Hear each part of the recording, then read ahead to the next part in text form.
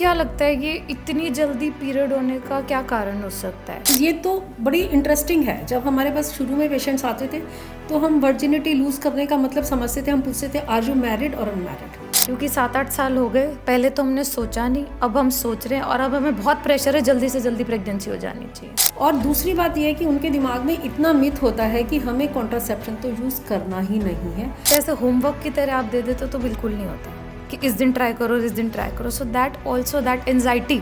और सबसे बड़ी चेंजेस पता है क्या आए हैं? पहले हमेशा मदर इन लॉ लेके आती थी डॉटर इन लॉ को चेकअप के लिए, अब हमेशा हस्बैंड्स आते हैं। This is very good. शादी को 4-5 साल हो जाते हैं पर अभी प्रेगनेंसी हम प्लान नहीं करना चाह रहे थे, उसके ज़्यादा हमें पेशेंट्स मिलते हैं। लोग पढ़ भी रहे हैं, एडवांस भी हो रहे हैं और वो ये भी कहते हैं कि हम मॉडर्न हैं, हम लिटरेट हैं। पर ये जो मिथ्स है ना, मैं अपने पिछले 40 सालों से देख रही हूँ, वो ऑलमोस्ट सेम है। मुहूर्त बहुत लोग निकाल के आजकल डिलीवरी प्लान करते हैं कि इस पे भी जन्म कुंडली डिसाइड होएगी।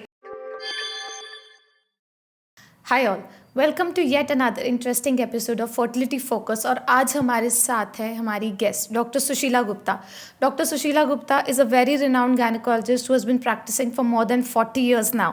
आपको शायद देख के नहीं लगेगा, thanks to her cosmetologist, dermatologist husband and इनके लाइफस्टाइल चॉइसेस। बट इनके अनुभव से आज हम जानेंगे answers to common gynaecological problems, how the practices have changed over the last almost 50 years। पहले कैसे ट्रीटमेंट होता था, आजकल कैसे होता है, कॉमन गायनी की समस्याओं के बारे में। Welcome doctor Sushila Gupta. Thank you, Dr. Ridham, for inviting me. I am equally excited to have this podcast. And not only years, rather मैंने बहुत सारे ऐसे जगह पे काम किया है। पहले मैंने मेडिकल कॉलेज में काम किया, फिर गवर्नमेंट सेटअप्स में काम किया और फिर ऑलमोस्ट 38 ईयर से मैं अपनी प्राइवेट प्रैक्टिस में हूँ। और अगर मैं यूँ कहूँ तो हाँ, चेंजेस बहुत ज़्यादा आ गए हैं पेशेंट्स में भी, इवन मेडिकल ट्रीटमेंट में भी। हमारा medical treatment is always advancing. तो जो हम ट्रीटमेंट पहले करते थे पेशेंट्स का, डेफिनेटली वो वाले हमारे प्रोटोकॉल्स अभी काफ़ी चेंज हो गए एंड पेशेंट्स का भी बहुत सारा एक्सेप्टेंस किसी भी डिजीज़ को लेके, किसी भी चीज़ को लेके काफ़ी चेंजेस आ रहे हैं। तो मैं आपको बहुत सारे क्वेश्चन से बम्बार्ड करने वाली हूँ। आई एम श्योर आप रेडी रहेंगे इस चीज़ के लिए। सो सबसे पहले तो आपके यंगेस्ट पेशेंट क्या एज ग्रुप के होते हैं? बिकॉज पीडियाट्रिशियन देखते हैं कुछ एज तक। तो when do you think is your role as a gynaecologist in the life of a woman? Youngest अगर हम कहें, बिकॉज एज ए गायनेकोलॉजिस्ट जो हमारे पास पेशेंट्स आते हैं स्टार्टिंग से, जब उनको मेंस्ट्रुअल प्रॉब्लम्स होती हैं, उनकी मदर्स लेके आती हैं। जो इनिशियल फेज पे हमारे पास पेशेंट्स आते थे लाइक 40-50 ईयर्स, तो मदर्स लेके आती थी और वो एज ग्रुप उनकी होती थी यूजली 14 ऑनवर्ड, 14 साल से लेके 16 साल के बीच में। लेकिन अब कुछ समय से ऐसे हुआ है कि थोड़ा सा जो मेंस्ट्रुएशन स्टार्टिंग है, जिसको हम मेनार्की बोलते हैं, वो थोड़ा सा अर्ली हो गया है, जैसे 12 साल। और अभी पिछले कोविड के टाइम में तो कुछ पेशेंट्स ऐसे भी आए थे हमारे पास कि 9 साल में उनको पीरियड्स स्टार्ट हो गए। तो ये भी एक चेंजेस आ रहे हैं। आपको क्या लगता है ये इतनी जल्दी पीरियड होने का क्या कारण हो सकता है? मतलब 9 साल इज़ टू अर्ली। पहले हम इसको प्रिकॉशस प्यूबर्टी मानते थे, पर आजकल इसको नहीं मानते ऐसे। तो how do you think and what is contributed to early menarches? Early menarche में भी because of social awareness patients को, या कहना चाहिए कि लाइफस्टाइल ऐसा हो गया है कि नॉट एक्टिव लाइफस्टाइल, टीवी के आगे, या कहना चाहिए कि फ़ोन के आगे, या इंडोर जो भी है अपना सोफे पे बैठे रहना, या ईटिंग हैबिट, जंक फूड खाना, pollution, may be multiple reasons में भी हो सकते हैं। वेल, आजकल girls probably because of school awareness programme periods के बारे में अवेयर होती हैं। फिर भी when they come to you, what is your advice to them about menstrual hygiene and menstrual practices, कैसे फॉलो करनी है? यस, पहले जब हमारे पास पेशेंट्स आते थे तो मेंस्ट्रुएशन प्रॉब्लम से लेके मेनली हमें 80% लोगों में सिर्फ एश्योर करना होता था कि आपको अभी रेगुलर हैं, अब ठीक हो जाएंगे। और ज़्यादा ऐड करते थे तो मेंस्ट्रुअल हाइजीन को लेके कि कितने फ्रीक्वेंसी पे आपको अपने नैपकिन्स चेंज करने हैं, या कैसे लोकल हाइजीन रखनी है, वही हम समझाते थे। लेकिन अब जो पेशेंट्स आ रहे हैं हमें ये देखने में आया कि एडोलेसेंट ओबेसिटी इज़ इंक्रीजिंग। सो कितनी बार हमें उनको लाइफस्टाइल या डाइट के बारे में, एक्सरसाइज के बारे में भी अवेयर कराना पड़ता है कि बिकॉज दे में भी हैविंग एडोलेसेंट पीसीओ, जो एक हमारी टर्म है आजकल, PCO is on the rising hormonal, जो मेटाबॉलिक डिजीज़ से रिलेटेड है और हार्मोनल चेंजेस होते हैं उसमें, तो हमें उसके लिए भी वॉचफुल रहना पड़ता है। Apart from menstrual health and hygiene, वो हमें बताना होता है। और उसके अलावा डेफिनेटली आजकल हम सर्वाइकल कैंसर वैक्सीन, जो एचपीवी वैक्सीन है, उससे भी अवेयर कराते हैं। हाँ।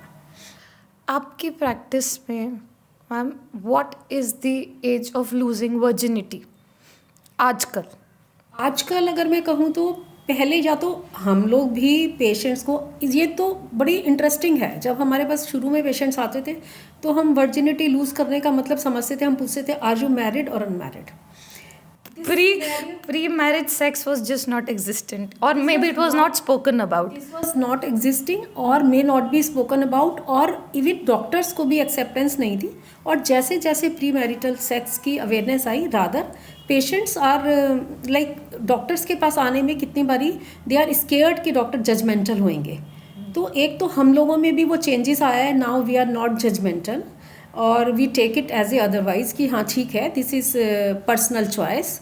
And now the question has change, now we ask कि whether you are sexually active और not, and this is also change very interestingly. About 10 years 15 years back जब हम उनसे पूछते थे कि आर यू सेक्सुअली एक्टिव, थोड़ा सा इनिबिशन या शर्मा के यस समटाइम्स और like that.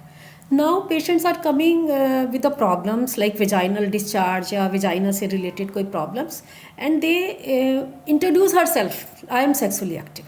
So this scenario has changed. Now we have also accepted it very like nice way. But क्या एज ग्रुप रहता है?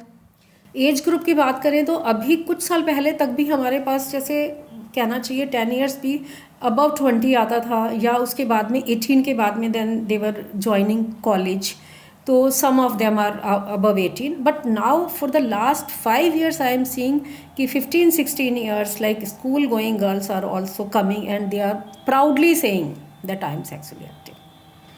जो मैम ये इनको फेयर भी होता है बहुत बार सेक्सुअली ट्रांसमिटेड डिजीज़ का, तो एक अजीब से गिल्ट में होती है। मैंने तो जो देखा है क्या होता है, सेक्सुअली एक्टिव तो हो गए before the age of 16, but then when they get to know about कि एसटीडी हो सकता है, उनको एक फेयर होता है। तो do you recommend any kind of screening for STD? अगर सेक्सुअल इंटरकोर्स हो चुका है तो कोई सेक्सुअली ट्रांसमिटेड डिजीज़ का चेकअप कराना चाहिए या नहीं कराना चाहिए, या सिम्टम्स के लिए वॉचफुल रहना चाहिए? कैसे किसी को पता चल सकता है किसी को एसटीडी है या नहीं?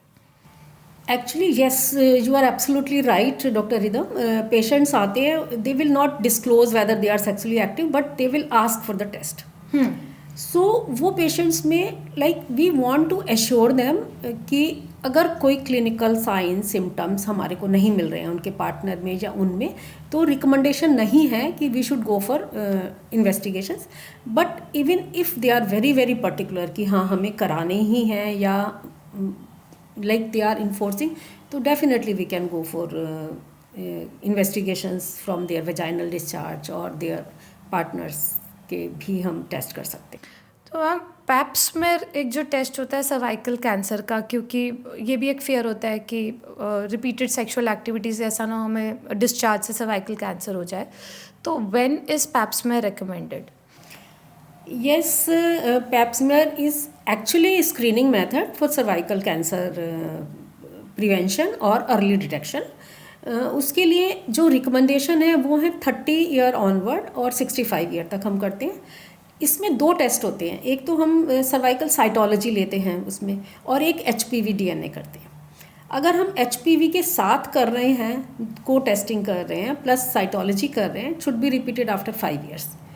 लेकिन अगर पेशेंट हमारी सेक्सुअली एक्टिव काफ़ी समय से है और हमें लग रहा है क्लिनिकली सर्वाइकल जो सर्विक्स है वो देखने में it is not very normal और healthy looking, so we can get it done earlier also this test, depending upon the जो भी उसके सर्विक्स के हमारे को जो हम परिस्पेक्युलम एग्जामिनेशन करते हैं, अगर हमें लगता है कि अनहेल्दी सर्विक्स है हम उसमें पहले भी एडवाइस कर सकते हैं।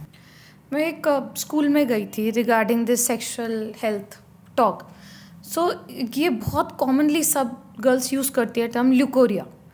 vaginal discharge. So, what is normal vaginal discharge and what is abnormal vaginal discharge? Yes, this is also very important question for a young girl. जो हम लुकोरिया जो टर्म यूज़ करते हैं, और specially not only they complain of the leucorrhoea, they are very scared कि हमारा एक drop अगर हमारा वाइट डिस्चार्ज आ रहा है तो उसमें शायद हमारा 7 गुना ब्लड लॉस हो रहा है. This is all myth. जो ये वाइट डिस्चार्ज है, अगर ये कलरलेस है, ओडरलेस है और इससे कोई सिम्टम्स नहीं है, this is absolutely normal. If इसमें कोई कलर है, सिम्टम्स है, ईचिंग है या स्मेल है, देन डेफिनेटली डॉक्टर को दिखाना पड़ेगा कि किस तरह का इन्फेक्शन हो सकता है. फंगल है, बैक्टीरियल है और प्रोटोजुअल इन्फेक्शन है. बट जो नॉर्मली होता है, और ऐसा भी होता है पेशेंट को जब हम समझाते हैं कि ये आपके साइक्लिकल वेरिएशन के हिसाब से होता है, पीरियड के हिसाब से जो हमारे बॉडी के अंदर हार्मोन चेंजेस होते हैं पीरियड्स के से, तो उससे रिलेटेड भी होता है कि भाई जैसे अब जब ओवुलेशन होने वाला है तो उसका डिस्चार्ज का करेक्टर चेंज हो जाएगा. तो we just make them understand and we just assure them कि this is normal. So, can somebody who has not been sexually active still have a vaginal infection? Usually कुछ हमारे जो vaginal infection होते हैं sexually transmitted होते हैं, कुछ होते हैं नॉन सेक्सुअली ट्रांसमिटेड इन्फेक्शंस. सो बहुत सारे, क्योंकि जो यंग एज होती है, जब पीरियड्स आने से पहले जो यंग गर्ल होती हैं, तो उसमें जो हार्मोनल चेंजेस होते हैं, हार्मोनल प्रोटेक्शन नहीं होता वेजाइना के लिए, तो उसमें हो सकते हैं इन्फेक्शन, वेजाइनल इन्फेक्शन. या इवन लेटर एज में भी अगर fungal infection can be there. कोई बहुत ओबीज हैं या इवन यंग, आजकल देखा गया है कि डायबिटीज़ अर्ली बहुत कॉमन आ रही है, ओबेसिटी, और उन पेशेंट्स में फंगल इन्फेक्शन के चांसेस काफ़ी ज़्यादा होते हैं. तो मैम, ये तो अर्ली एज ग्रुप हो गया, पर क्या लोग शादी से पहले भी आते हैं प्री मैरिटल काउंसलिंग के लिए to understand when to have sex, how to have sex, और या फिर you think everybody is aware, and also about any contraception? क्या premarital counseling is also some section that you are attending to? Yes, this is very important aspect. प्रीमैरिटल के मैं कहती हूँ कि हर एक को आना चाहिए, लेकिन पेशेंट्स बहुत कम आते हैं अभी भी. जो लाइक मैं मिडिल क्लास जो जेंट्री है उसको मैं कैटर करती हूँ, उसमें से बहुत कम लोग हैं जो प्री मैरिटल काउंसलिंग के लिए आते हैं. लेकिन आना चाहिए सबको, क्योंकि कितने भी हम इंफॉर्मेशंस देते हैं मीडिया से, but they are not well aware of the contraceptive devices. और दूसरी बात यह है कि उनके दिमाग में इतना मिथ होता है कि हमें कॉन्ट्रासेप्शन तो यूज़ करना ही नहीं है, will go with the natural way. और नेचुरल वे के कितने फेलियर रेट हैं, they are not aware of that thing कि उनके फेलियर रेट है. फिर वो प्रेग्नेंट होके आ जाती हैं तो they are not accepting it कि वी आर प्रेग्नेंट, तो उनको एमटीबी कराना होता है. Rather this change is, I am seeing this change कि पहले जब फर्स्ट प्रेगनेंसी होती थी, उसको चाहे वो अनवांटेड हो या वांटेड हो, they never want to abort that pregnancy. पर this is trend is changing now. So इसका मतलब ये है कि they are not aware of the contraceptive, whether they are literate और not literate, they are not aware. तो ma'am, क्या आपको लगता है कि शादी के इमीडिएट बाद जो पहले लोग प्रेगनेंसी प्लान करते थे, उसमें शादी और फर्स्ट बेबी में do you think the gap has increased, or people conceive in the 1 or 2 years of pregnancy? Because I feel I deal with a lot of infertility. शादी को 4-5 साल हो जाते हैं, पर अभी प्रेगनेंसी हम प्लान नहीं करना चाह रहे थे, उसके ज़्यादा हमें पेशेंट्स मिलते हैं. पर आपकी प्रैक्टिस में कैसा रहता है, शादी के एवरेज कितने टाइम बाद लोग प्रेगनेंसी प्लान कर रहे हैं? ये वाला तो बहुत चेंजेस आए हैं. जैसे मैंने जब 40 साल पहले स्टार्ट की थी प्रैक्टिस, तो within 9 months within 9 months और within 1 year they use to deliver their baby and they use to be very happy कि हाँ भाई ठीक है, फर्स्ट एनिवर्सरी से पहले अगर बच्चा हो गया तो इट इज़ वेरी गुड. उसके बाद कुछ विद इन जैसे लाइक 20 साल पहले या 30 साल पहले कुछ ऐसा सिनेरियो आया कि at least first anniversary we should celebrate, और उसके बाद हो जाए बेबी तो ठीक, इट्स ओके. लेकिन अब चेंज इतना ज़्यादा आ गया है कि इनिशियल मैरिज के बाद में they do not want to plan at all, और प्लान नहीं भी करते तो दूसरी प्रॉब्लम क्या है कि they do not want baby. वो कॉन्ट्रासेप्शन यूज़ भी नहीं करेंगे और but they do not want baby, और फिर प्रेगनेंसी हो जाएगी, they will come for abortion. तो इसका मतलब ये है कि चाहे आज के ज़माने में हम कितना भी कहें कि लिटरेट हैं या कुछ हैं, लेकिन unmet need for contraception is still there. और दूसरा बच्चा कब करना चाहिए? दूसरा बच्चा, इसके मल्टीपल जवाब हो सकते हैं, और ये बहुत मतलब वाजिब सवाल है आज के दिन में, क्योंकि बहुत सारे लोग दूसरा बच्चा करना ही नहीं चाहते, नंबर 1। नंबर 2 कि उन्होंने पहला बच्चा किस एज में किया, क्योंकि age factor is also very important. अगर हम अपने समय से कहें या फर्टिलिटी पॉइंट ऑफ व्यू से कहें, तो जो फैमिली है वो 30 ईयर तक कंप्लीट हो जानी चाहिए। तो उसमें अगर पहला बच्चा देर से किया तो गैप कम होगा। वैसे तो ये है कि 2 to 3 ईयर्स और या 3 to 5 ईयर्स गैप हो तो इससे बेस्ट। लेकिन अगर किसी की एज ऐसी है वो अलाउ नहीं करती है उतना गैप, तो सम टाइम हमें फिर एडवाइस करना पड़ता है कि थोड़ा जल्दी कर लो। प्रॉब्लम क्या है कि जो फर्स्ट प्रेगनेंसी करके पेशेंट्स आजकल एक्सेप्टेंस, बहुत सारी चीज़ों की एक्सेप्टेंस ख़त्म हो गई है कि बच्चे छोटे हैं उनको रेस कैसे करना है, उसमें सब इतने परेशान होते हैं। ऐसे लगता है कि जैसे बच्चे को अगर हम मटेरियलिस्टिक वर्ड बहुत ज़्यादा देंगे तो बहुत अच्छा रहेगा, तो वो उसी चीज़ में जुटे रहते हैं। They never plan for the second baby. मेरे पास जो पेशेंट आते हैं मैं उनको ये कहती हूँ कि तुम दुनिया भर की सारी सुविधाएँ आप बच्चे को दे दो, लेकिन अगर आपने एक सिबलिंग उसको दिया तो वो उसके लिए बहुत बड़ा गिफ्ट होगा। ये मेरा थॉट प्रोसेस है। लेकिन लोग कहते हैं कि अभी हमारा बच्चा बड़ा हो जाए, अभी वो डिपेंडेंट नहीं है, अभी थोड़ा सा इंडिपेंडेंट हो जाए। 5 साल तक तो they never imagine for having a baby, second baby, जो कि हम बेस्ट टाइम कहते हैं कि 2-3 ईयर्स की स्पेसिंग हो जाए तो दैट इज़ गुड। 5 साल के बाद क्या होता है कि ये मेरे चाइल्डहुड का मेरा अपना एक्सपीरियंस है या ये एक्चुअली फैक्ट है, 5 ईयर्स के बाद बच्चा बहुत डिमांड करने लग जाता है सिबलिंग। जब वो और बच्चों को खेलते हुए देखता है आपस में, तो that was, I think that is the pressure, then they start thinking about the second baby. तो मैम ये तो वो लोग हैं जो बच्चा नहीं करना चाह रहे हैं, और what about people who have been trying for long? बहुत ज़्यादा इनफर्टिलिटी बढ़ रहा है। What do you think is the primary reason for rise of infertility, not being able to get pregnant when they really want to, in men and women both? एक जो ये तो बिल्कुल आज के टाइम के हिसाब से this is a very pertinent question. Main and women दोनों में ही एक तो मेटाबॉलिक डिजीज़, जो लाइफस्टाइल हम लोग कहते हैं lifestyle disease, they are increasing a lot. जैसे डायबिटीज़ है, प्री डायबिटिक स्टेज है, हाइपरटेंशन है, या ओबेसिटी है। Obesity is on a rise in India now, number 1, that is a most important. दूसरा क्या है कि वुमेन की जो, अगर हम फर्टिलिटी देखें, फर्टिलिटी पीरियड या जो मैक्सिमम चांसेस होते हैं उनके कंसीव करने के, वो 20 साल से 25 साल के एज में होती है मैक्सिमम, और 25 के बाद, 25 और 30 के बीच में थोड़ी सी कम होती है, लेकिन 30 के बाद में ड्रास्टिकली धीरे धीरे कम होती है, और 35 के बाद तो काफ़ी चेंजेस हो जाते हैं। फिकंडिटी जो हम कहते हैं कि उसकी एक प्रेग्नेंट होने की क्षमता। अब प्रॉब्लम क्या है कि 30 ईयर तक तो कोई सोचता ही नहीं है मैरिज, लाइक डिले मैरिज होने लग गई है। Apart from metabolic disease, delay marriage, career oriented, and after marriage also they want to, like उनके दिमाग में होता है कि हम पहले सेटल हो जाएं, हम एक दूसरे को जान लें अच्छे से, तब हम प्रेग्नेंट हों, तो उसमें भी टाइम लगता है। और एक बड़ी मज़ेदार बात है, जो मेरे टाइम में एक कहावत होती थी कि शादी हो गई है, कोई बात नहीं, बच्चा कर लो, बच्चे से अपने आप आपकी रैपो बन जाएगा, बच्चे से आपकी अपने आप म्यूचुअल डेवलपमेंट हो जाएगी। तो that scenario has change. I don't know whether it is right और wrong, I do not know, but अब डिफरेंट हो गया कि पहले रैपो बनाएंगे, पहले सब करेंगे, जानेंगे, और उसके बाद में हम प्रेगनेंसी प्लान करेंगे। सो वेल, पर्सनल चॉइसेस ठीक है। For such women I think जो ऑप्शन है एम्ब्रियो फ्रीजिंग का, एग फ्रीजिंग का, दैट प्लेज अ रोल, क्योंकि उन्हें अपने करियर को भी बैलेंस करना है, पढ़ाई को भी बैलेंस करना है, शादी को भी बैलेंस करना है, अपने मेंटल स्टेट को भी ठीक रखना है। So they should have some liberty to choose when they want to plan a pregnancy, and with the means of egg freezing, embryo freezing, I think वो डेफर कर सकते हैं। पर व्हाट अबाउट सेक्शुअल प्रॉब्लम्स? बहुत सारे couples जो है वो इंटरकोर्स भी ढंग से नहीं कर पाते हैं। Yes, this is also rising on the trend. या तो ये है कि पहले वो लोग फ्रीली बता नहीं पाते थे, पर अब ये वाली प्रॉब्लम बहुत है, जैसे कि एक वेजिनिस्मस की problem. They are fully adult, they are aware of everything, but we are having a very much pain, और हस्बैंड कहते हैं ठीक है उसको पेन हो रहा है तो we are not doing it.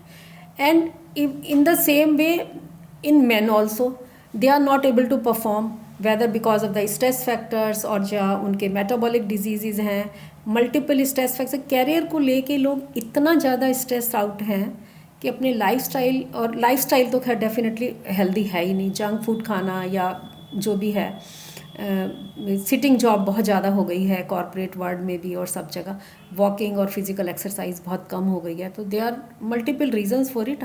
Yes, definitely this is happening. तभी कॉर्टल फ्रीक्वेंसी की जब हम बात करते हैं तो महीने में 1-2 बार हो पाता है। This is also reason. Rhythm, एक सबसे मज़ेदार बात जो है, जो मैंने भी एक्सपीरियंस किया और जो एक्चुअली में डिमांड है, यंग एज में जब शादी होती है तो उनका जो सेक्सुअल जो फ्रीक्वेंसी होती है एक्चुअली वो ऑलमोस्ट डेली होती है। तो उसमें whether they are aware of the fertile period और whether they are not aware of the fertile period, they conceive, because frequency इतनी ज़्यादा है। जैसे जैसे वो डिले करते हैं, लाइक 2 साल बाद हमें बच्चा करना है, शादी के 2 साल बाद करना है या 3 साल बाद करना है, तो फ्रीक्वेंसी गोज डाउन।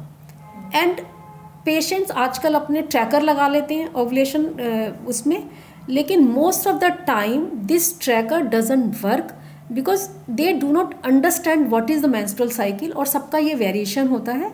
और ये ओवुलेटरी साइकिल जो हमें मोस्ट फर्टाइल डेज समझाने में इट बिकम सो डिफ़िकल्ट। मैं हर पेशेंट को कहती हूँ, whether they are highly qualified और not qualified, maximum of the low people they do not know their menstrual cycle. मैं सबको बोलती हूँ कि 7th 8th में एक चैप्टर होता था, you should read that chapter. या तो वो स्कूलों में पढ़ाया नहीं जाता या पढ़ाया जाता है, आई डू नॉट नो। मुझे जब पेशेंट्स आते हैं मेरे पास कि हमें कंसीव करना है, I have to really educate them about the menstrual cycle. अच्छा, जब हम बताते हैं ना तो कहते हैं ऐसे होमवर्क की तरह आप दे देते तो बिल्कुल नहीं होता कि इस दिन ट्राई करो, इस दिन ट्राई करो। So that also, that anxiety कि बस महीने में यही 2 दिन है हमारे प्रेग्नेंट होने के, that also plays a negative role कि उन दिनों तो डेफिनेटली हमारी लड़ाई हो जाती है, हम ट्राई नहीं कर पाते हैं, तो पूरा महीना हमारा वेस्ट हो गया। And then that builds up another pressure कि अब अगले महीने पे ट्राई करेंगे। So I think sexual problems rise up with the fact जो आपने बात किया, इनफ्रीक्वेंट इंटरकोर्स से लेके वर्क प्रेशर, स्ट्रेस, एंड जो अलग अलग शिफ्ट में लोग काम करते हैं कि ऑफिस से भाग के आएंगे जी आज ट्राई करना है, ये सब चीज़ें नहीं वर्कआउट कर पाती because it is not going with the natural flow जैसा होता है।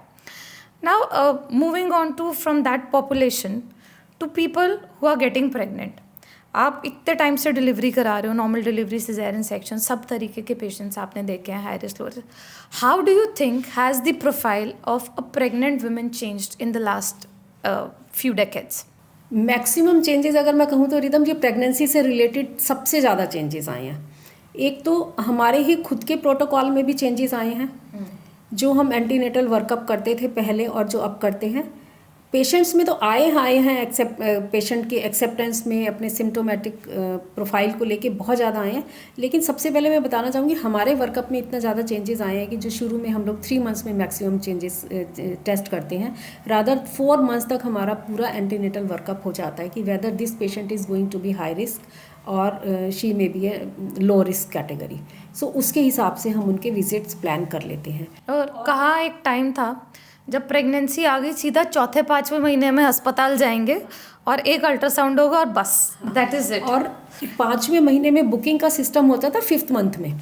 और उससे पहले भी, like I will talk about the pre ultrasound era, I work that time also, ultrasound होते नहीं। तो सिनेरियो हैज़ चेंज बिकॉज वो फैसिलिटी ही नहीं थी, और अब वी हैव फैसिलिटीज़ हमारे पास हैं, ये सब डिटेक्ट करने की, कोई एबनॉर्मल बच्चा तो नहीं है या हमारे पास ये वही हाई रिस्क कैटेगरी पेशेंट्स तो नहीं है। तो डेफिनेटली इन्वेस्टिगेशन प्रोटोकॉल बढ़ गया है हमारा।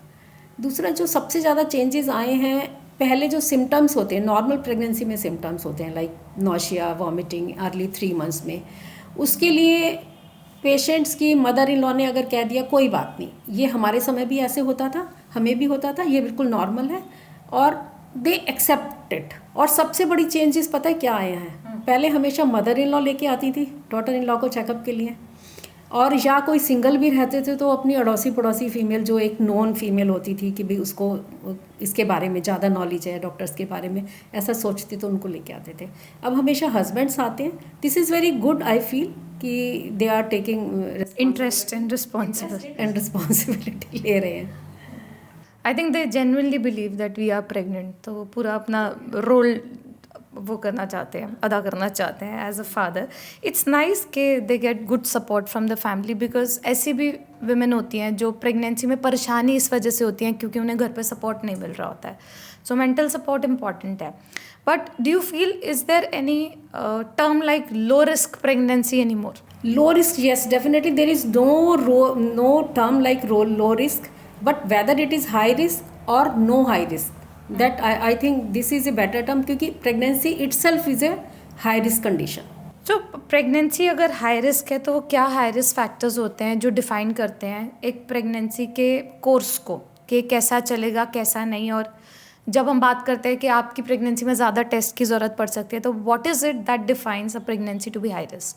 देखो, ये तो जैसे सबसे पहले जब हमारे पास फर्स्ट विजिट में पेशेंट आती है तो उसके कुछ तो हमारा होता है कि हिस्ट्री पेशेंट की, कोई अगर प्रीवियस हिस्ट्री है कोई हाई रिस्क की, कि कोई बीपी हाई रहा या शुगर आई या ब्लीडिंग ज़्यादा हुई या नॉर्मल डिलीवरी हुई सिजेरियन, या क्या कारण था।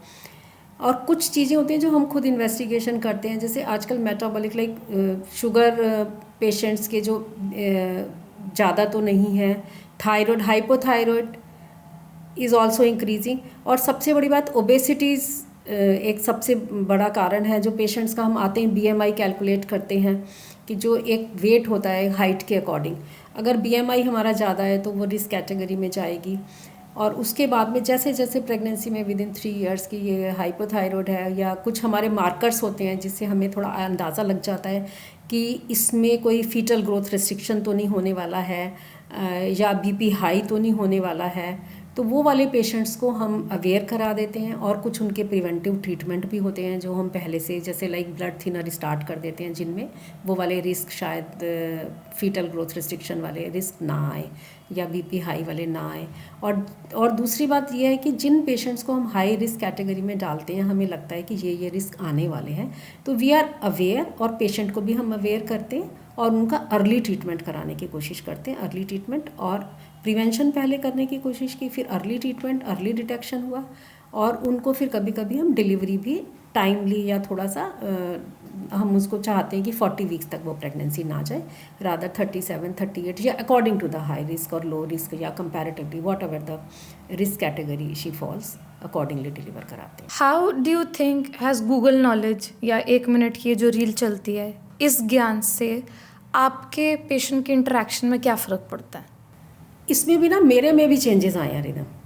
जब वो करीब 5-10 साल पहले या कुछ साल पहले गूगल का पढ़ के आते थे तो we use to get irritated, पर अब क्योंकि हम भी उनको समझाना चाहते हैं डिटेल में और अपने उनके डिजीज़ के बारे में हम उनको अवेयर कराना चाहते हैं, और थोड़ा बहुत उन्होंने कुछ गूगल से पढ़ा होता है, ऑल्दो दे थिंक कि दे आर वेरी इंटेलिजेंट, उन्होंने गूगल से पढ़ा है, और हमें लगता है कि गूगल की नॉलेज से कोई ख़ास फ़ायदा नहीं हुआ है कुछ भी, मतलब कहीं कहीं पे तो उल्टा नेगेटिव भी होता है, बट ठीक है, we take it granted, we are not judgemental कि आपने पढ़ा है, ठीक है, बहुत अच्छी बात है, और हम उसको उस तरीके से समझाते हैं। अभी मैं कल का ही एग्जांपल बताती हूँ। एक पेशेंट थी जैसे एंडोमेट्रियोसिस की, उसको मैंने कहा कि आप CA-125 भी करा लो, although this is not a marker for CA-125 for endometriosis, पर फिर भी हम लोग करा लेते हैं साथ में। वो पेशेंट ने फटाफट चैम्बर में ही बैठे बैठे गूगल कर लिया to this extent ovarian cancer का कि ये तो ओवेरियन, मैंने कहा ये बहुत अच्छा हुआ तुमने यहीं पे गूगल कर लिया, so that I can make you clear कि ये क्या क्या कैंसर है, उसमें रेंज हमारी कितनी ज़्यादा होती है कैंसर में, और एंडोमेट्रियोसिस में क्या रेंज होती है। अच्छा हुआ तुमने अभी गूगल कर लिया, और घर जाके गूगल करते तो आप बहुत ही ज़्यादा टेंशन में आ जाते हो, टेंशन में रहते। बिल्कुल सही बात है। आप देखो, किसी को इन्फॉर्मेशन ऑब्टेन करने से रिस्ट्रेन नहीं करना चाहोगे, बट यू वुड वांट कि वो सही जगह से इन्फॉर्मेशन ले। सो आइदर फॉरम्स लाइक आर्स, जहाँ पे हम यही बातें करते हैं, यही नॉलेज की वीडियोस बनाते हैं, वो हम उनको देते हैं, या फिर देर आर वेबसाइट्स जहाँ पे इंफॉर्मेशन पेशेंट की लैंग्वेज में अवेलेबल होता है जिसको वो पढ़ सकते हैं, उसका रेफरेंस दे देते हैं कि एटलीस्ट मिस इन्फॉर्मेशन से ना वो परेशान हो और ना करें। तो उनके जो मिथ्स हैं उसको डिस्पेल करना बहुत ज़्यादा ज़रूरी है। So it is a double aged sword. Google से पढ़ के आना, आई थिंक एक तरीके से अवेयरनेस रहता है तो आपकी बात ज़्यादा अच्छे से समझते हैं। एकदम जिनको कुछ नहीं पता होता वो समझ भी नहीं पाते हैं, and at the same time पता चल जाता है कौन सी गलत डायरेक्शन में सोचें, so that we can bring them back to the right track. एक और ट्रेंड है आजकल बेबी मून का। So what is your take on travel in pregnancy and how this has changed over time? Yes, ये भी बहुत ज़्यादा baby moon and baby shower it's like increasing. और बेबी पहले जो हम लोग पेशेंट्स को बोलते थे कि थ्रू आउट प्रेगनेंसी आपको ट्रैवल अवॉइड करना है, और बहुत ज़रूरी है तभी आप जाइए, नहीं तो मत जाइए, पब्लिक प्लेसेस पे मत जाइए। And they use to accept it. पर एक बेबी मून जैसी चीज़ जो मुझे कुछ ही सालों से पता चली है, it has become almost essential, या कुछ शो की चीज़ बन गई है या वॉट एवर इट इज़। उनको जाना है, पर उनके लिए फिर वही है कि जैसे पेशेंट्स को दिमाग में आ गया कि हमें जाना ही है, तो उनके हिसाब से अगर हम कहते हैं कि अगर तुम लो रिस्क कैटेगरी में हो, कोई अबॉर्शन की टेंडेंसी नहीं है, कोई तुम्हारा अब नॉर्मल प्लेसेंटा प्रीविया नहीं है, तो 4 मंथ्स कंप्लीट होने के बाद और 6 मंथ्स के बीच में अगर आप ट्रैवल का अपना प्लान कर लें तो that is better comparatively. 4 months complete होने के बाद और within like 4 to 6 months. First trimester में we want they should avoid travel and the same in the last trimester. आपकी जो पॉपुलेशन है, how has the vaginal delivery rate changed over the last few decades? इसमें तो बहुत ज़्यादा changes आए हैं रिदम। सिजेरियन रेट तो बहुत ज़्यादा ऊपर चली गई है। वजाइनल डिलीवरी पहले बहुत होती थी और पेशेंट का भी एक्सेप्टेंस यही होती थी कि वजाइनल डिलीवरी होगी, वो कभी सोचते नहीं थे इस बारे में कि सिजेरियन होगा। और अब तो सबसे पहले आते ही पेशेंट बोलता है डॉक्टर आपको नॉर्मल डिलीवरी करनी है। मैं उनको बोलती हूँ नॉर्मल डिलीवरी तो अपने आप होती है, हम थोड़ी करते हैं, हम तो सिजेरियन करते हैं जब करना पड़ता है। एक्चुअली तो नॉर्मल डिलीवरी में कुछ करना ही नहीं होता। अगर सब कुछ नॉर्मल चल रहा है, स्पॉन्टेनियस लेबर पेन शुरू हो गए हैं और धड़कन बच्चे की ठीक चल रही है, प्रोग्रेस ठीक हो रही है, तो उसमें कुछ करना ही नहीं है। नॉर्मल तो बच्चा अपने आप आना है, हमने तो खाली पकड़ना है। लेकिन अब प्रॉब्लम क्या आ गई है, आजकल मैंने तो कितने सालों से पेशेंट को देखा ही नहीं है कि उसको अपने आप पेन शुरू हो रहे हैं। जो कि पहले की स्पॉन्टेनियस लेबर में पेशेंट जाते थे और पेशेंट को ये पता होता था कि हाँ 8 के बाद कभी भी डिलीवरी हो सकती है, कभी भी। वो ऑलमोस्ट 36, 37, 38 वीक, 38 के बियॉन्ड तो बहुत कम लोग जाते थे जिन पेशेंट्स को हमें इंडक्शन करना पड़ता था, पेन शुरू करने पड़ते थे, वो बहुत कम परसेंटेज होती थी। अब पेन ही नहीं शुरू होते।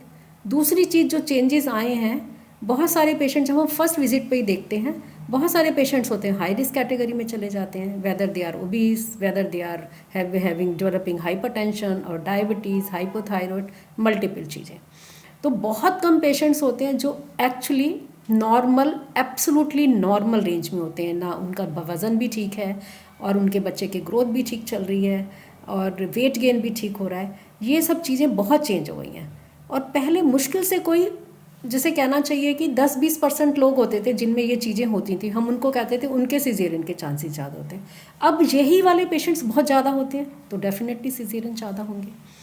और पेशेंट्स का जो फिज़िकल एक्टिविटी है वो बिल्कुल, जैसे कि एब्डोमिनल मसल्स की कुछ एक्सरसाइज होती ही नहीं है, या तो सिटिंग जॉब या जो भी प्रोफाइल हाउस होल्ड एक्टिविटी में चेंजेस आए हैं, जो अब अच्छे के लिए हुआ है बुरे के लिए पता नहीं। हर घर में अगर या तो पोछा नहीं लगा रहे, लगा भी रहे हैं तो स्टैंडिंग ही लगा रहे हैं, स्क्वाट या बैठने का, या पूरे जो कहना चाहिए पूरे जो मसल्स या पूरे जो आपके जॉइंट्स के जो मूवमेंट्स होते हैं वो नहीं हो पाते हाउस होल्ड एक्टिविटी में जो होते थे। अब उसके लिए जो एक तरीका भी हमने निकाला है कि जैसे अब आजकल हमारे साथ प्रेगनेंसी में हम जो एक्सरसाइज के लिए फिजियोथेरेपिस्ट इन्वॉल्व करते हैं या जो गाइड करते हैं कि आप प्रॉपर एक्सरसाइज करें, वो परसेंटेज पेशेंट्स चाहते तो सब हैं कि हाँ हमें बता दो, हमें एक्सरसाइज वाले से बता दो, योगा वाले से बता दो, पर practically they are not doing. चाहते हैं सब करना पर करते नहीं हैं। This is the problem. बहुत कम परसेंटेज है जो शिद्दत से फिजियोथेरेपिस्ट के पास जाते हैं या वो they are taking proper training, और उनकी हो भी जाती है नॉर्मल जो प्रॉपर करते हैं। अच्छा, राइट, एज यू सेड कि बहुत एम्फोसिस है लाइफस्टाइल का, एक्सरसाइज का। सो कोई अगर 8वें महीने में आके बोले अब मुझे बता दो नॉर्मल डिलीवरी के लिए क्या करना है, तो that doesn't work. It has to have been started probably pre-pregnancy or at least during pregnancy, right from the beginning. Only after she has been categorized as somebody जो ये सारी तरीके की एक्सरसाइज कर सकते हैं। तो इसका प्रिपेयर्डनेस शुरू से होना चाहिए। बट एक और चीज़ होती है कि मुहूर्त बहुत लोग निकाल के आजकल डिलीवरी प्लान करते हैं कि इस पे भी जन्म कुंडली डिसाइड होएगी। तो व्हाट इज़ योर से ऑन दिस कि मुहूर्त सिजेरियंस या मुहूर्त डिलीवरीज कितनी हो रही है? Exactly, this is also on rising, because पहले लोग ज़्यादा मानते थे रादर मुहूर्त को, लेकिन उनके दिमाग में इतनी ज़्यादा एक्सेप्टेंस थी कि नॉर्मल डिलीवरी होगी, वो हमारे हाथ में नहीं है। लेकिन अब क्योंकि पेशेंट प्लान कर लेते हैं और मुहूर्त से हमें कहते हैं कि डिलीवरी करानी है, अब नॉर्मल डिलीवरी तो मुहूर्त के हिसाब से हो नहीं सकती। ज़्यादा से ज़्यादा हम क्या करेंगे कि चलो ठीक है कि अगर हमने डिसाइड किया है या पेशेंट्स को हमने डिलीवर कराना है 39 वीक पे या 40 वीक पे, या जब तक उसको नेचुरल पेन नहीं होते हमने इंड्यूस करना है, तो हम इंडक्शन का डे उस दिन रख सकते हैं उनकी पसंद का। और या डेफिनेटली कोई कोई पेशेंट्स होते हैं जैसे जिनका उल्टा बच्चा है या किसी वजह से हमने सिजेरियन करना ही करना है, और वो पेशेंट्स चाहते हैं कि हमारा मुहूर्त के हिसाब से हो सिजेरियन, तो हमें एक्सेप्ट करना पड़ता है। ऑल दो personally I do not like that, but उसमें हमारे पास अननेसेसरी स्ट्रेस होता है कि भाई आपको इतने ही समय में निकालना है बच्चा या कुछ है, तो पर एक्सेप्ट डेफिनेटली हमें एक्सेप्ट नहीं, करना और पड़ता बहुत है। बार मुहूर्त सुबह 4 बजे का होता है। हाँ, ये मेरी अपनी पर्सनल रिक्वेस्ट है कि जब भी हमने ये देखा गया है, जो स्टैटिस्टिक्स हैं अगर मैं बोलूँ कि जो डे टाइम में अर्ली मॉर्निंग टाइम्स में जो सर्जरीज होती हैं, अगर हम स्टैटिस्टिकली थाउजेंड्स और लैक्स में हम स्टैटिस्टिक्स निकालें तो उसमें पोस्ट ऑप कॉम्प्लिकेशंस कम होते हैं अगर रूटीन टाइम में जो हमारी सर्जरीज होती हैं। जो हमारी इमरजेंसी आवर्स में सर्जरीज होती हैं उनमें कंपैरेटिवली स्टैटिस्टिक्स वाइज कॉम्प्लिकेशंस ज़्यादा होते हैं। तो आई मेक देम अवेयर कि अगर आप इतना और टाइम कोई निकालोगे तो वो अच्छा नहीं है, क्योंकि जो डे टाइम में होता है वो पूरा रूटीन में वर्क हो रहा होता है, पूरी सर्जरी टीम और सारा कुछ हॉस्पिटल्स में जो बेस्ट पॉसिबल हमें सब कुछ मिल रहा होता है उस समय। क्या आपको लगता है, बहुत कॉमनली लोग ऐसा सोचते हैं कि money is a very important motivator for high rise of caesarean rate, कि डॉक्टर्स बिकॉज पैसे ज़्यादा होते हैं इसलिए सिजेरियन करते हैं? No, this is absolutely wrong, this is absolutely wrong, because अब बहुत सारे हॉस्पिटल्स में आप देखोगे नॉर्मल डिलीवरी और सिजेरियन के package they are same. Rather caesarean में दिस इज़ ए सर्जरी और हमको एक सर्जरी करनी है, और सर्जरी में जो मेडिसिन है वो भी हमारी ज़्यादा लगनी है सर्जरी में, और पैकेज आर सेम। और डिलीवरी तो जब होती है डिलीवरी हो जाती है, बच्चा आ जाता है, किसी बार किसी किसी के कोई नीचे स्टिचेस होते हैं, किसी के थोड़े बहुत स्टिचेस भी नहीं होते, एपिसोड भी जिसको हम कहते हैं, कभी कभी वो होता है कभी कभी वो भी नहीं होता। तो नॉर्मल डिलीवरी डॉक्टर के लिए तो बहुत आसान है, अगर सब कुछ नॉर्मल एक्चुअली नॉर्मल चल रहा है तो नॉर्मल डिलीवरी ही होगी। नॉर्मल होने में डॉक्टर को तो फ़ायदा है, मेडिसिन भी कम लग रही है, टाइम भी कम लग रहा है, और पैकेज सेम है, पैसे बराबर मिल रहे हैं। एक और फेयर होता है नॉर्मल डिलीवरी का, that is pain. So pain की वजह से क्या आपको लगता है कि लोग सिजेरियन के लिए ऑप्ट करते हैं? यस, बहुत सारे पेशेंट्स आते हैं जो ये कहते हैं कि हमें पेन से बहुत डर लगता है और हम सिजेरियन इसलिए कराएंगे। उन पेशेंट्स को हम एजुकेट करते हैं कि अगर आपको पेन से डर है तो पेन से मत डरिए, we have a epidural anaesthesia, उसमें ऑलमोस्ट 80-90% पेन कम हो जाता है। जो हल्के पेन होते हैं वैसा ही पेन होता है, दैट इज़ क्वाइट बियरेबल, तो they can go for painless delivery. Pain ये सोच के सिजेरियन ना कराएं कि हम पेन बर्दाश्त नहीं कर पाएंगे। आजकल इतनी सारी इन्फॉर्मेशन अवेलेबल होती है सोशल मीडिया पे, गूगल पे, हमने पहले भी बात किया। क्या आपको लगता है कि जो प्रेगनेंसी और डिलीवरी के बाद एसोसिएटेड मिथ्स हैं उसमें कोई चेंज आया है या उसकी फॉलोइंग में कुछ चेंज आया है? जैसे कि नदी पार नहीं करनी डिलीवरी होने से पहले, 8वें महीने के बाद आपको कोई रिवर क्रॉस नहीं करनी, घी ज़्यादा से ज़्यादा खाना चाहिए, लड्डू खाने चाहिए, और कैस्टर ऑयल ले लेना चाहिए, गर्म चीज़ें 9वें महीने में शुरू कर दो। सो इज़ दैट जो घर के जो वातावरण में जो चीज़ें चलती आ रही हैं उसको लेके क्या people have become more aware और it is still the same? ये सबसे ज़्यादा मज़े की बात पता है क्या है रिदम, यही है कि लोग पढ़ भी रहे हैं, एडवांस भी हो रहे हैं, और वो ये भी कहते हैं कि हम मॉडर्न हैं, हम लिटरेट हैं, पर ये जो मिथ्स है ना, मैं अपने पिछले 40 सालों से देख रही हूँ, वो ऑलमोस्ट सेम है। उनके सवाल यही हैं, बस सवाल करने का तरीका थोड़ा सा अलग होता है, थोड़ा सा पॉलिश होता है कि क्या हम घी खा लें। अच्छा, मेरी मदर इन लॉ कह रही थी कि मैं घी खा लूँ, नहीं खाना चाहिए ना, आप उनको ही समझा देना। तो अब जो है ना, सवाल करने का तरीका यही हो गया है हमारा। ये सोलर एक्लिप्स है या एक्लिप्स है, हमें बाहर जाना चाहिए नहीं जाना चाहिए, यस डेफिनेटली यही समझाते हैं कि अगर आप डायरेक्ट नेकेड आई से उसको देखोगे, उसमें इतनी तेज़ रेज हैं तो आपको प्रॉब्लम होएगी। पर ऐसा नहीं है कि आप बिल्कुल कुछ काम नहीं कर सकते। अगर पर्टिकुलर उसी एरिया में उसी जोन में हैं तो आप उस रेज में मत जाइए, लेकिन ऐसा नहीं है कि आप घर में भी कुछ काम नहीं कर सकते। बहुत सारे लोग कहते हैं कि घर में भी कुछ नहीं काम कर सकते हमने चाकू नहीं छूना, हमने ये नहीं छूना, ये सब मिथ्स हैं और दे आर ऑलमोस्ट सेम। घी खाना है या हेल्दी डाइट वही है। या एक और दूसरी बात कि डिलीवरी के बाद पानी कम पीना है, नहीं तो उसी से पेट या भर सिर्फ जाएगा। कच्चा जी, पानी नहीं पीना, कच्चा उसमें कुछ पानी डाल नहीं के पीना, है। कुछ डाल के पीना है, ये तो बहुत बड़ा मिथ है और ये यूं का त्यों है। और पेशेंट्स जो है, खाने से हम उनको बोलते हैं कि घी खाने से मोटापा होगा, नहीं एक्सेप्टेंस आती। और पानी पीने से, पानी का तो फ्लो है बहना, पानी तो अपने साथ गंदगी को बहा के लेके जाएगा। इतनी मुश्किल होती है उनको एजुकेट करने में कि पानी ज़्यादा पीना है सो दैट आपको यूरिन इन्फेक्शन ना हो, चाहे वेजाइनल डिलीवरी हो चाहे सिजेरियन हो। यूरिन इन्फेक्शन के चांसेस ज़्यादा होते हैं क्योंकि वहाँ पे सारी हैंडलिंग होती है, असेंडिंग इन्फेक्शन हो सकता है। तो समझाना पड़ता है। अब मुझे नहीं पता कि कितने लोगों को समझ आता है। इसी कारण ना UTI is also on the rise कि पेशेंट्स पानी डिलीवरी के बाद जो हम कहते हैं पानी बहुत पीना चाहिए, पीते हैं या नहीं पीते, समझाते बहुत हैं। और हर पेशेंट के दिमाग में रहता है कि पानी कम पीना चाहिए, नहीं तो पेट भर जाएगा। डिलीवरी के बाद आपकी क्या एडवाइस रहती है? What points would you like to touch upon कि वुमेन हेल्थ से रिलेटेड आप क्या क्या बताते हैं डिलीवरी के बाद? डिलीवरी के बाद ये भी ना एक थोड़ा सा तो पर्सनल होता है कि किसकी बॉडी लैंग्वेज कैसी है, कौन कितना एक्टिव रहता है। डेफिनेटली बॉडी के अंदर जो हार्मोन चेंजेस होते हैं बहुत सारे, जैसे प्रोजेस्टेरोन हार्मोन होते हैं, उसकी वजह से हमारे कुछ ऐसे होता है कि प्रेगनेंसी में भी जो हम लोग कहते हैं कि जॉइंट्स उतने स्ट्रॉन्ग बाइंडिंग नहीं होती जॉइंट्स में because of hormonal changes.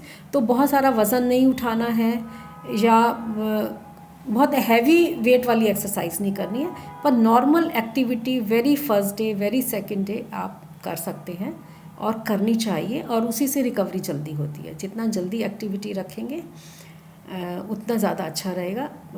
Normal diet को भी लेके, अगर नॉर्मल जो डाइट जो प्रेगनेंसी से पहले, प्रेगनेंसी में या नॉर्मली हर बंदा खाता है कि रोटी, दाल चावल, सैलेड, दही, सब चीज़ खानी चाहिए। और रादर कुछ ये मिथ वहीं के वहीं है कि डिलीवरी के बाद डायरेक्ट मिल्क नहीं देना या सैलेड नहीं देनी या राजमा छोले नहीं देने हैवी चीज़, या दही नहीं देनी, कढ़ी नहीं देनी। ये सब चीज़ें इतने मिथ वहीं के वहीं है रिदम। और मैं तो उनको फिर ये समझाती हूँ कि आप उनके हस्बैंड्स को बुला के कि जो आपकी थाली लगती है आप एक्सचेंज कर लो, जो आपकी थाली लगी है वो हस्बैंड को दे दो और हस्बैंड की थाली आप ले लो। What about contraception after delivery?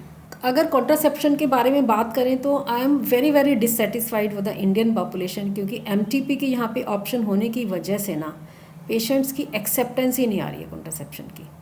और ये मैं चाहती हूँ कि प्रेगनेंसी में ही हम उनको अवेयर कराना शुरू कर दें कि ताकि वो delivery, just after delivery they are mentally prepare कि उनको कॉन्ट्रासेप्शन लेना है। एक तो वो कॉन्ट्रासेप्शन से पता नहीं क्यों इतना डर है। हम चाहते हैं कि प्रेगनेंसी में उनको अवेयर कराएं और फैमिली प्लान कर लें। ऐसा नहीं है कि फिर प्रेगनेंसी हो जाए अबॉर्शन के लिए आए, फैमिली प्लान कर लें।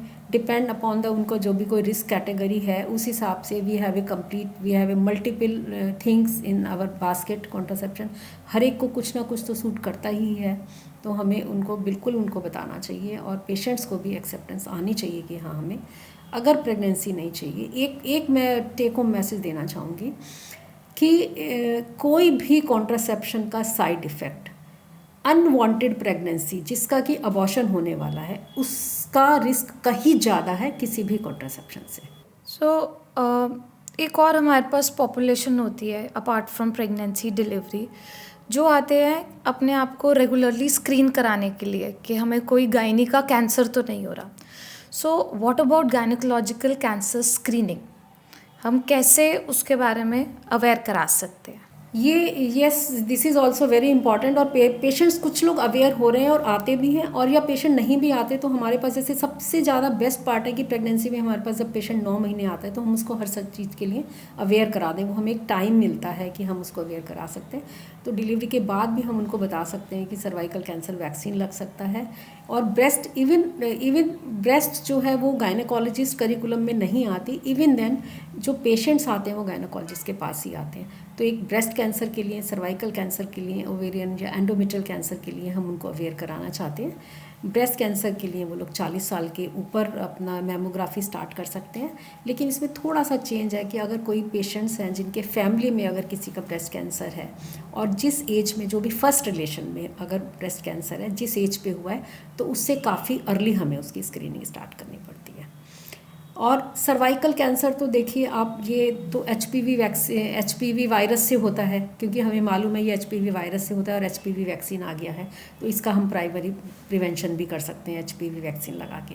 और secondary prevention is very easy, हम उसका पैप स्मीयर हम कराते रहें और उसमें हम अर्ली डिटेक्शन, अर्ली क्या, हम प्री कैंसरस लीजन में भी उसको डायग्नोस करके और अर्ली ट्रीट कर सकते हैं, तो उसमें भी हम कैंसर एक्चुअली प्रिवेंट कर सकते हैं। प्री कैंसरस लीजन स्टेज पे हम पैप स्मीयर से डायग्नोस कर सकते हैं। और दूसरा ये है कि एंडोमेट्रियल कैंसर, जो कि एक हम लोग चाहते हैं पेशेंट्स को जो स्पेशली ओबीज होते हैं या पीसीओ होते हैं, जिनको हार्मोनल चेंजेस होते हैं, उनमें थोड़े ज़्यादा चांसेस होते हैं।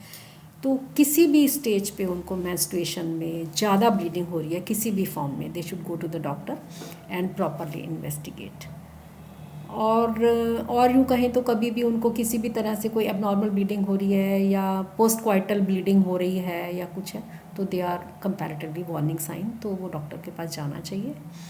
और ब्रेस्ट में अगर खुद से करते हैं तो अगर उनको लंप या कोई भी चेंजेस, कुछ ब्रेस्ट के स्किन में चेंजेस नजर आए, तो they should go to the doctor. Well हमारी जो पॉपुलेशन है उसका जो आई वुड से जो लास्ट सेक्ट आता है, that is when a woman is about to achieve menopause, so that's the perimenopausal age group. आजकल बहुत सारी फीमेल्स अपने 40s में 50s में they are very active, and that is the time when they start to experience the perimenopausal symptoms. So what is your opinion about HRT, hormone replacement therapy, for such population? Yes, patients are aware for their health and they are like life expectancy भी हम देख रहे हैं कि it is on the rise, तो वो वाली population भी अब इंडिया में काफ़ी ज़्यादा है पोस्ट मेनोपॉजल, क्योंकि लाइफ एक्सपेक्टेंसी बढ़ गई है। तो हम चाहते हैं कि वो हेल्दी रहें, बोन हेल्थ भी रहे और लाइक सोशली भी वो ठीक से रहें, हेल्दी। जेनिटो यूरिनरी सिम्टम्स भी उनको बहुत होते हैं या कुछ भी होते हैं, तो definitely HRT is a very good treatment for them, this is a good modality. But at the same time हमें ये भी ध्यान रखना चाहिए कि HRT के साथ कि उसका जो पेशेंट्स है उसके वेल इंडिकेटेड होने चाहिए उसके लिए, कि भाई ये नहीं कि उसमें कोई कॉम्प्लिकेशंस के चांसेस ज़्यादा हों या that patient is not ideal candidate for HRT, उसका हमें ज़रूर ध्यान रखना चाहिए कि एक्सेप्टेंस आ गई है। और एक्चुअली मैं रिदम आपको बताऊं, ये 40 साल पहले भी ना HRT काफ़ी कॉमन था और काफ़ी पेशेंट्स लेते थे, देवर रियली, हम लोग काफ़ी प्रिस्क्राइब करते थे और पेशेंट्स वर वेरी हैप्पी। उसके बाद एक WHI रिपोर्ट आई जिसमें कि बहुत नेगेटिव हो गया HRT का, बहुत ज़्यादा नेगेटिव। उसके पास करीब हमारे 15 साल ऑलमोस्ट ऐसे निकले कि जैसे big no to HRT। Now it has again come up and because अब हमारे पास ना बड़ी लो डोज वाले भी आ गए हैं, सेफर ऑप्शंस भी आ गए हैं, और कुछ और भी ऐसे ऑप्शंस आ गए हैं जो लाइक बोन हेल्थ के लिए या हमारे उनको सपोर्ट करते हैं और एक्चुअली HRT नहीं है but they are working as HRT, तो वो वाले ऑप्शंस भी आ गए हैं, they are safer options. So well I think हमने फ्रॉम टीनेज टू मीनोपॉज सारी फीमेल हेल्थ, फीमेल लाइफ में जो जो प्रॉब्लम्स हो सकती हैं उनके बारे में डिस्कशन किया. It was wonderful to have this discussion with you doctor Sushila. Thank you so much for being here. Thank you Rhythm, and I really enjoyed this discussion because मुझे अपने पुराने बिल्कुल मेमोरीज जैसे ना I am really nostalgic feeling कि मैं अपना revive कर रही हूँ कि हम पहले कैसे ट्रीट करते थे, क्या करते थे. It's really wonderful sir. सो अगर आपके भी और कोई सवाल है गायनोकोलॉजिकल प्रॉब्लम से रिलेटेड जो डॉक्टर सुशीला से आप पूछना चाहते हैं तो प्लीज़ हमसे कमेंट सेक्शन में पूछिए. We would be happy to help you.